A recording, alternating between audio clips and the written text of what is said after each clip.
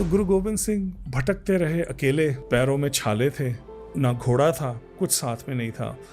तो कहते हैं कि ये शब्द जो दसम ग्रंथ में दर्ज है, कहते हैं कि गुरु साहब ने वहां पे उचारा, हाल मुरीदां दा कहना मित्र प्यारे नू, हाल मुरीदां दा कहना।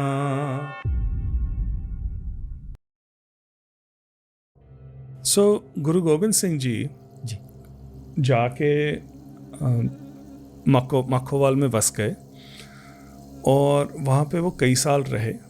उन्होंने फ़ौज भी इकट्ठी करनी शुरू की दोबारा से जी।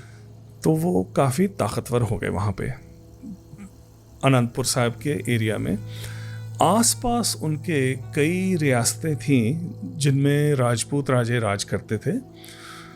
वो ऐसे परिवार थे जिन्होंने 900 सालों से वो राज कर रहे थे, मतलब जिसको हम अंग्रेज़ी में ब्लू ब्लड कहेंगे कि पुराने राजे बहुत, उनकी मर्यादा बहुत, उनमें अनख, इस टाइप के राजे थे वो वहाँ पे। तो उन्होंने देखा कि ये नौजवान यहाँ पे फ़ौज इकट्ठी कर रहा है, ये इसकी इंटेंशंस क्या हैं। थोड़े से वो शक्की हो गए।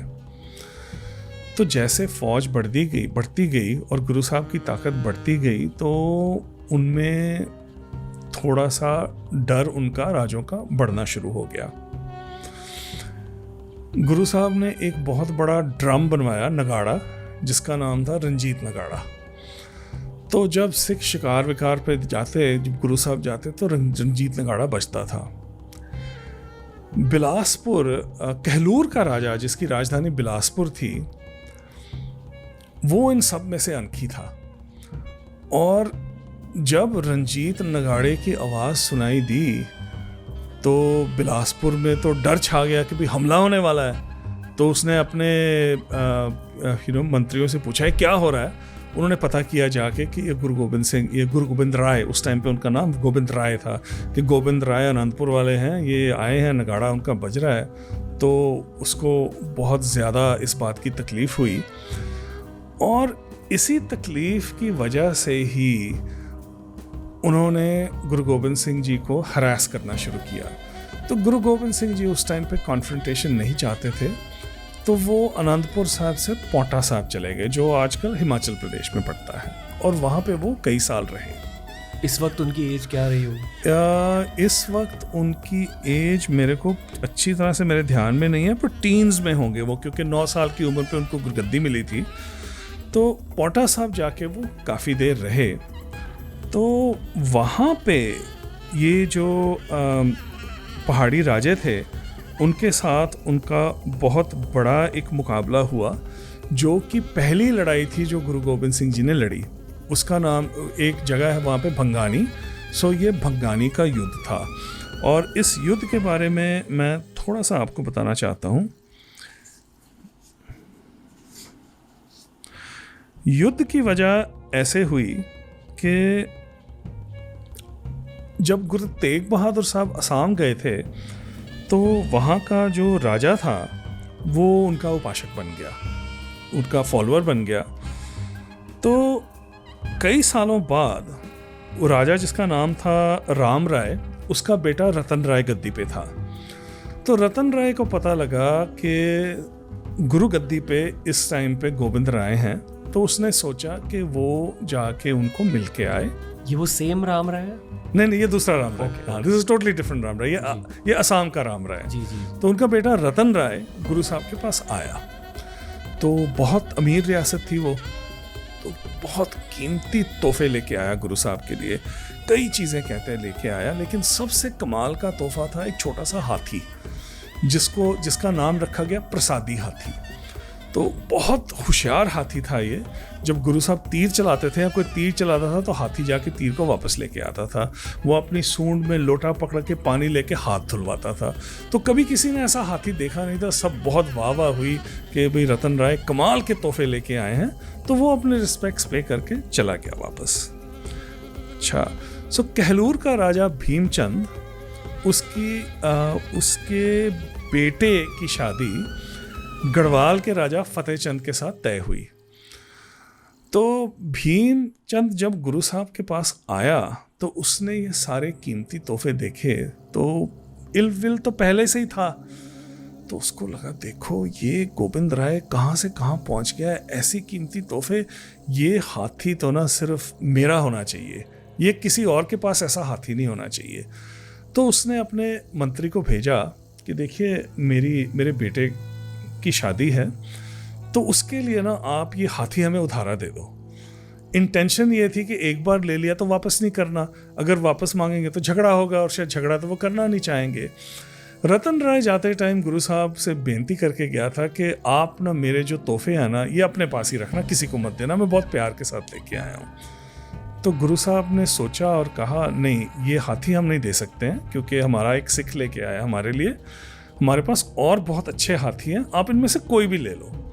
तो वो नाराज़ हो गया, भीमचंद बहुत नाराज़ हो गया और उसने सोचा कि इस फ़कीर को मैं सबक ज़रूर सिखाऊंगा, क्योंकि फ़कीर मानते थे ना कि ये रिलीजियस फिगर्स हैं, ये कौन होते हैं नगाड़ा बजाने वाले, ये क्यों अपनी फ़ौज तैयार कर रहे हैं। शादी का टाइम आया तो जहाँ पे वो यमुना नदी को पार करते थे जाने के लिए, वहाँ पे गुरु गोबिंद सिंह जी का कब्ज़ा था। उस क्रॉसिंग को पार करते तो भीमचंद का रास्ता बहुत छोटा हो जाता। तो भीमचंद ने अपना नुमाइंदा भेजा पूछने के लिए कि हम यहाँ पे क्रॉस कर लें। तो गुरु साहब को भी थोड़ा गुस्सा आया हुआ था उस टाइम पे। उन्होंने वापस ये कहा कि अगर आप में हिम्मत है तो कर लो। अब शादी ब्याह के टाइम पे वो कॉन्फ्रंटेशन नहीं चाहते थे, तो भीमचंद ने फिर लंबा रास्ता लेके वो गढ़वाल गया अपने बेटे की शादी के लिए। लेकिन गुरु साहब ने कहा कि आपका बेटा क्रॉस कर सकता है क्योंकि उसके साथ मुझे कोई तकलीफ नहीं है। तो उनका बेटा आया अपने अटेंडेंट्स के साथ, गुरु साहब ने उसे बहुत प्यार से उनको मिले, उसको क्रॉस कराया और वो चला गया अपनी शादी पे। गुरु साहब का एक वजीर था नंद चंद, उसको उन्होंने भेजा क्योंकि फतेह चंद गुरु साहब के बहुत करीब था, गढ़वाल का राजा। उसके पास भेजा उन्होंने 1 लाख रुपए की रकम लेके, जो बहुत उस टाइम पे बहुत ज़्यादा होती थी। भीमचंद गुस्से में था। जब शादी के टाइम पे वहाँ पे नंदचंद नजर आया, भीमचंद बोलता राजा फतेह चंद को, ये क्या कर रहा है यहाँ पे। उसने कहा भी देखिए गुरु साहब हमारे करीब हैं, वो आप आ नहीं सके, उन्होंने अपना नुमाइंदा भेजा है, तोहफा लेके आया है। भीमचंद कहता इस तोहफे को वापस कर दो। फतेह चंद कहता कैसे वापस कर दूँ, ये तो उनकी बहुत बड़ी बेइज्जती हो जाएगी। तो भीमचंद कहता फिर मैं बारात लेके वापस जा रहा हूँ। फतेह चंद फंस गया।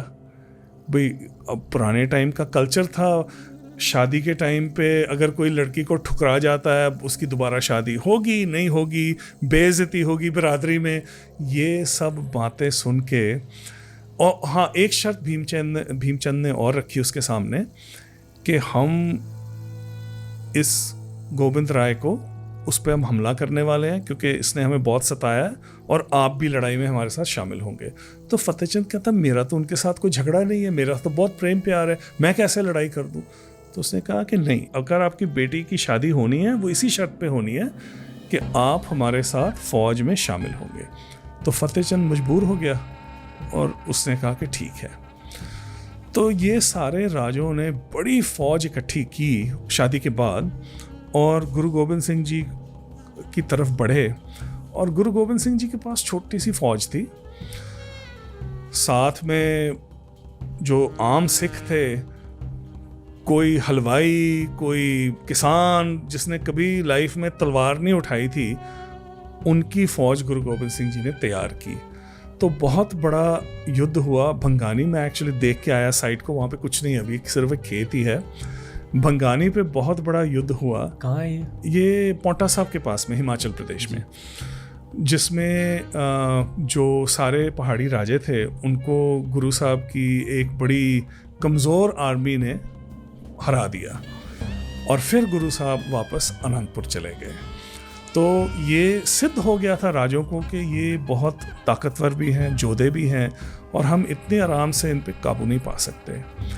अनंतपुर में जाके गुरु गोबिंद सिंह जी ने एक तो किला बनाया, आनंदगढ़ किला बनाया, उसको तकड़ा किया।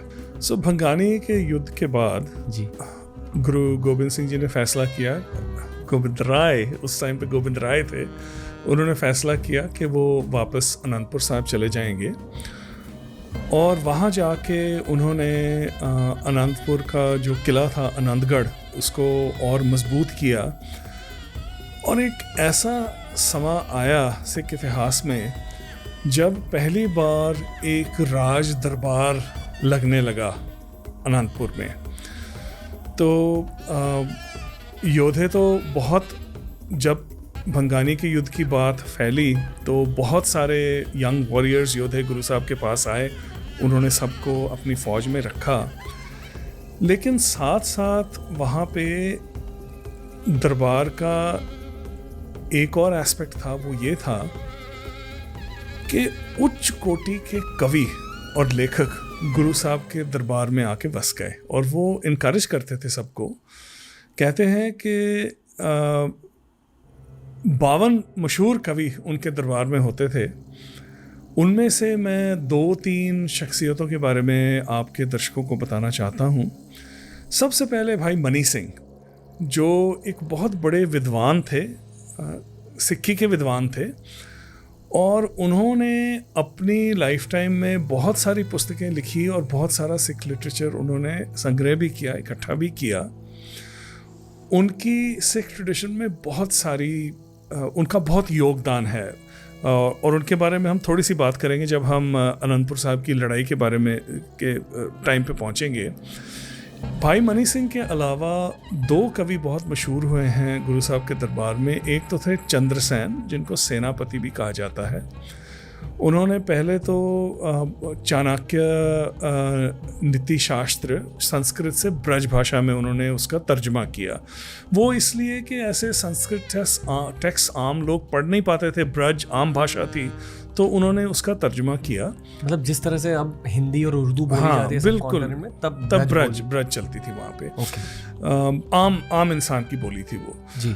और उनका सबसे बड़ा योगदान था कि उन्होंने गुरु गोबिंद सिंह जी की पहली बायोग्राफी लिखी उनकी लाइफ टाइम में, जिसका नाम है श्री गुरसोभा।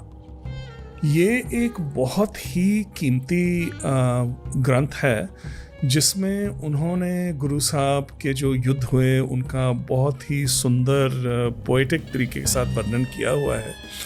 इसके अलावा बहुत सारे जो कॉन्सेप्ट्स गुरु साहब के फ़िलासफ़ी के थे और ख़ास करके जो आगे होना था, जिसके बारे में हम बात करेंगे, वो उन्होंने बहुत अच्छी तरह से डॉक्यूमेंट किया हुआ है। सो सेनापति दूसरे महाकवि थे। और सबसे बाद भाई नंदलाल गोया। भाई नंदलाल गोया फ़ारसी के विद्वान थे। वो गज़नी में वो बड़े हुए, जहाँ पे उनके पिता दारा शिकोह की सेवा करते थे। तो बहुत बड़े पर्शियन स्कॉलर हुए। और कहते हैं कि एक टाइम पे ना औरंगज़ेब के दरबार में ना अक्सर ऐसा होता था कि कुरान शरीफ के वर्सेस की इंटरप्रिटेशन होती थी। तो एक बार शायद आगरा में कोई दरबार लगा हुआ था और किसी ने एक आयत की इंटरप्रिटेशन की, वो औरंगज़ेब को इतनी पसंद नहीं आई। तो उन्होंने कहा कि कोई और करे इसको। तो उनका बेटा मुआज़म वो भाई नंदलाल के करीब था, तो वो जानता था कि नंदलाल बहुत बड़े विद्वान हैं। तो उन्होंने नंदलाल जी को कहा कि आप इसका तर्जुमा करिए या इसका आप एक्सप्लेनेशन दीजिए। तो जो नंदलाल ने दिया वो औरंगज़ेब को बहुत पसंद आया। जब उनको पता लगा कि नंदलाल तो हिंदू है, तो वो कहते कि इतना बड़ा विद्वान, इसको तो मुसलमान ही होना चाहिए। नंदलाल भाग गए वहाँ से और गुरु साहब की शरण में आ गए आनंदपुर साहब। और फिर वो गुरु साहब के दरबार के शायद सबसे जाने माने रतन हुए। भाई नंदलाल फ़ारसी में भी शायरी करते थे, पंजाबी में भी लिखते थे। बहुत सारे उनके लेख हैं जो सिखों के लिए बहुत कीमती हैं। इनमें से है रहतनामा और तनख्वाहनामा, जो डॉक्यूमेंट करता है कि जो गुरु साहब ने सिखों के लिए मर्यादा प्रिस्क्राइब की थी, वो उनकी किताबों में लिखा है। कहते हैं कि उच्च कोटि के फ़ारसी के कवि थे और जो बहुत मशहूर पारसी के शायर हुए हैं हाफिज़, उनके साथ उनके काम को कई बार कंपेयर किया जाता है। तो मैं एक छोटा सा नमूना भाई नंदलाल की कविता का आपके साथ शेयर करता हूँ और फिर हम कहानी को आगे बढ़ाते हैं। 1-2 लाइनें मैं पढ़ूँगा।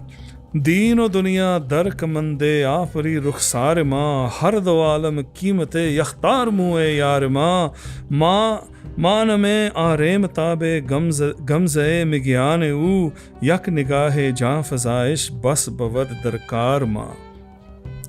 तो वो कह रहे हैं कि जो मेरा दीन है, मेरा मज़हब है, वो आप में ही है। गुरु साहब को संबोधित कर रहे हैं और कहते हैं कि आपके केसों का एक बाल ये सारी कायनात से भी ज़्यादा कीमती है।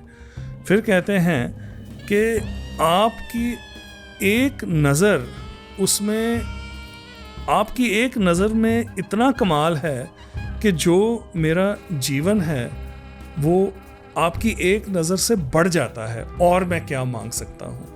सो ऐसे अंदाज में उन्होंने गुरु साहब की उस्तत में बहुत सुंदर कविताएं लिखी हुई हैं फ़ारसी में। सो ये कमाल के शायर थे। और मैं आपको एक बात बताता हूँ कि मॉडर्न सिख मर्यादा में ना, जब किसी गुरुद्वारे में शब्द कीर्तन होता है, गुरबानी गाई जाती है, तो तकरीबन सारी बानी गुरु ग्रंथ साहिब से गाई जाती है, वो परवान है। और कुछ लेख दसम ग्रंथ के जो कहते हैं कि गुरु गोबिंद सिंह जी के रचे हुए हैं, वो भी परवान है, वो भी गाए जाते हैं। इसके अलावा सिर्फ 2 शख्सियतें हैं जिनकी लिखी बानी को गुरबानी कह के गाया जाता है। एक उनमें से है भाई गुरदास जी, जिनके बारे में हमने पिछले एपिसोड में बात की थी, जो गुरु अर्जन साहब के स्क्राइब थे और जिन्होंने गुरु ग्रंथ साहब अपने हाथों से लिखा था। सो जो उन्होंने कमेंटरीज लिखी हैं गुरु ग्रंथ साहब पे, वो गुरबानी समझ के गाई जाती हैं। ऐसे ही भाई नंदलाल की रचनाएं भी गुरुद्वारे में गुरबानी के तौर पे गाई जाती हैं। सो इतना रिस्पेक्ट है भाई नंदलाल का सिख पंथ में अभी तक। वो कहाँ से थे ओरिजिनली? मेरा ख्याल मुल्तान से थे, पर गजनी प्रोविंस में वो बड़े हुए और बाद में वो आगरा आ गए। फिर जब ये हादसा हुआ जिसका मैंने जिक्र किया था, फिर वो गुरु गोबिंद सिंह जी के पास अनंतपुर साहब चले। गजनी मेरे ख्याल से मॉडर्न डे ईरान के पास होगा। I think central Asia, Iran उस एरिया में ही है। नहीं, अफगानिस्तान में भी, I am not sure. Okay, got it. So अब मैं बात करता हूँ थोड़ी सी दसम ग्रंथ के बारे में। बड़ा टेक्निकल और लंबा टॉपिक है, बहुत डिटेल में नहीं जाएंगे। थोड़ा सा मैं इसके लिए इस पे एम्फसाइज कर रहा हूँ क्योंकि देखिए, गुरु गोबिंद सिंह जी का जो इमेज है आम, वो एक योद्धे का इमेज है। क्योंकि हम पॉपुलर रिप्रेजेंटेशंस भी देखते हैं तो उनको जवान, काली दाढ़ी उनकी होती है, हाथ में तलवार होती है, एक हाथ पे बाज बैठा होता है, ऐसी डिपिक्शंस हम देखते हैं। नीले कपड़ों का कोई वो मैं कोई उसका इतना स्पष्ट आंसर नहीं अभी दे सकता, so I will refrain from that. So वो जायज़ भी है रिप्रेजेंटेशन, क्योंकि बहुत बड़े योद्धा थे, लेकिन उस रिप्रेजेंटेशन में उनकी पर्सनालिटी का एक बहुत इम्पोर्टेंट हिस्सा छुप जाता है। अब देखिए, गुरु साहिबान, अब हम गुरु नानक साहब को देखते हैं, गुरु गोबिंद सिंह जी को देखते हैं, उनमें हम बहुत अंतर देखते हैं। सो ऐसे लगता है कि गुरु नानक साहब जमाल का प्रतीक हैं, चांद की धीमी रोशनी, सुंदर रोशनी, और गुरु गोबिंद सिंह जी जलाल का प्रतीक है। ऐसे लगता है ना हमको। हम उनकी 1-2 कॉम्पोजिशंस हम देखते हैं जिससे जाहिर होता है कि गुरु गोबिंद सिंह जी में जितना भी जलाल नजर आता था ना, जमाल उनमें गुरु नानक साहब जैसा ही था, कोई फर्क नहीं था। सो ये चंद लाइनें श्री दसम ग्रंथ के जाप साहब, जो एक बानी है जो हम रोज पढ़ते हैं, उसकी पहली लाइनें हैं। चक्र चिन्ह और बरन जात और पात न हिंजे, रूप रंग और रेख भेख को कह न सकत खे, अचल मूरत अनुभव प्रकाश अमतोज के हिज्जे, कोट इंद्र इंद्रान शाहो शाहान गणिज्जय, त्रिभुवन महीप सुर नर असुर नेत नेत बन तृण कहत, तब सर्वनाम कथे कथे कवन कर्म नाम वर्णत सुमत। सो मैं इसको ट्रांसलेट करता हूँ। सो वो कह रहे हैं कि आपका ना तो कोई चिन्ह है, ना ही आपकी कोई पहचान है। ये भगवान को, डिवाइन को संबोधित कर रहे हैं। कोई आपकी जात नहीं है, कोई आपका कुल नहीं है, कोई आपकी शक्ल नहीं है, कोई आपको जानता नहीं है। आप हमेशा कायम हो, आप अपने आप को ही उज्जवल करते हो। आपकी जो ताकत है वो इतनी महान है कि आप भगवानों देवताओं के देवता हो और राजाओं के आप राजा हो। आप देवताओं के, इंसानों के, दानवों के, सब के आप महाराजा हो।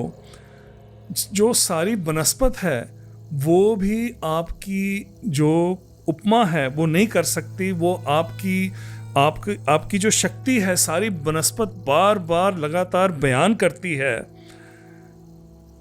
आपके नाम, इतने नाम हैं कि कोई सब नाम नहीं ले सकता, लेकिन जो आपकी करामात है ये किसी से छुपी नहीं है। तो ऐसे ही कॉन्सेप्ट्स बिल्कुल हमको गुरु नानक साहब की बाणी में भी मिलते हैं। एक और एग्जाम्पल मैं आपको देता हूँ। देहरा मसीत सोई पूजा ओ निवाज ओई, मानस सबे एक पे अनेक को पहचान, अनेक को भ्रमाव है। देवता देव जच गंधर्व तुर्क हिंदू, न्यारे न्यारे देसन को भेस को प्रभाव है। एक नैन एक कान, एक देह एक बान, खाक बाद आत्मो ओ आप को रलाव है। अल्लाह अभेक सोई पुराण ओ कुरान ओई, एक ही स्वरूप सभे एक ही बनाव है। इसका भी छोटा सा ट्रांसलेशन। ये फिर से ये जो शब्द है उसी धर्म निरपेक्षता को ये एम्फसाइज करता है। देहरा मसीत सोई कि जो मस्जिद है और मंदिर है वो एक ही हैं, पूजा में भी कोई फ़र्क नहीं है, सभी इंसान एक हैं। बस उन्होंने ये जो डिविजन्स बना ली हैं ये सब झूठी हैं। भगवान, देव, दानव, हिंदू या तुर्क, मुगलों को, मुसलमानों को उस टाइम पे तुर्क कहते थे, अलग अलग कपड़े पहनते हैं, अलग अलग जगह में रहते हैं। बस इन्हीं चीज़ों को देख के हमें लगता है कि इनमें फ़र्क है। फ़र्क कोई नहीं है। सबके एक जैसी आंखें हैं, सबके एक जैसे कान हैं, सबके एक जैसे जिस्म हैं और सबकी एक जैसी आदतें भी हैं। बस हम सब अग्नि, पानी और हवा के बने हैं और उसमें ही हमने बाद में जाके मिल जाना है। सो सेम कॉन्सेप्ट्स, जो कॉन्सेप्ट्स गुरु नानक की बानी में हैं वही कॉन्सेप्ट्स गुरु गोबिंद सिंह जी की बानी में हैं। पर उनकी बानी में फिर जलाल भी है। और जलाल का मैं आपको एक एग्जांपल देता हूँ। एक बहुत बड़े हिस्टोरियन और राइटर हुए हैं गोकुलचंद नारंग जी। डॉक्टर गोकुलचंद नारंग कहते हैं कि इतनी सुंदर कविता दुनिया के किसी लिटरेचर में नहीं है। इस शब्द के बारे में वो कहते हैं, खगखंड विहंडंग खलदल खंडंग अतरण मंडंग बरबंडंग भुजदंडे अखंडंग तेज प्रचंडंग ज्योत मंडंग भान प्रभंग सुख संता करणंग दुर्मत दरणंग किलबिक हरणंग असरणंग जय जय जग कारण सृष्ट उबारण मम प्रतिपारण जय ते गंग। सो इसमें गुरु साहब डिवाइन को एक तेग, तलवार के रूप में उसको संबोधन कर रहे हैं और वो कह रहे हैं कि आपकी तलवार इतनी ज़बरदस्त है कि जो बुरे लोग हैं उनके वो फौजों को आपकी तलवार उड़ा देती है। हर मैदाने जंग में आपका जलाल, उसका कोई मुकाबला नहीं कर सकता। आपकी जो आर्म है और तलवार है उसमें कोई फ़र्क नहीं, वो एक ही है और आप उसी तलवार की ही रोशनी के साथ चमकते हो। इतनी आपकी भारी चमक है कि जो सूरज की चमक है वो भी फीकी पड़ जाती है आपकी तलवार की चमक के पीछे, के सामने। जो अच्छे काम करते हैं उनको आप सुख शांति देते हो, जो बुरे काम करते हैं उनको आप सज़ा देते हो। जो हमारे पाप हैं वो सब आप नष्ट कर देते हो। मैं आपकी शरण में हूँ, मैं आपको संबोधित करता हूँ, आपको सलाम करता हूँ। आप ही सारी सृष्टि का कारण हैं और आपने ही सब कुछ बनाया है। सो ये गुरु गोबिंद सिंह जी का, ये भी उनके कलाम में से ही है।